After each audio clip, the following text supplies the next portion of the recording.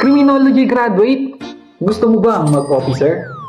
Dahil a lot of person are asking me on how makapasok and ano ang mga requirements, I got you bro.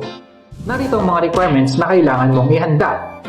Alam mo ba na hindi lang baril at uniforme ang kailangan ng isang officer? Kailangan ng mga dokumento dahil dito magsisimula ang professionalism mo. Una na dyan ang security license. Ito ang pinakauna at hindi ka pwedeng mag-duty kapag wala ka nito. Pangalawa ay resume. Dito makikita ang experience at skills mo.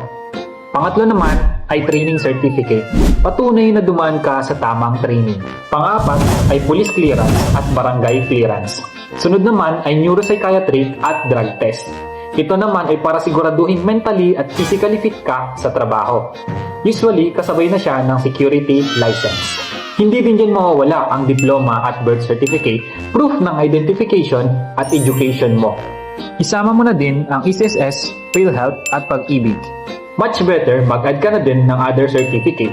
Tulad ko, ginamit ko ang Safety Officer 2 dahil meron akong license. And syempre, huwag mong kakalimutan ang valid ID at 2x2 pictures. Once na completed ka na o ng 201 files na requirements, you're ready to go and maaari ka nang mag-apply bilang isang security officers. Humanap ka lang ng agencies na hiring sila ng security officer dito sa atin sa Pilipinas.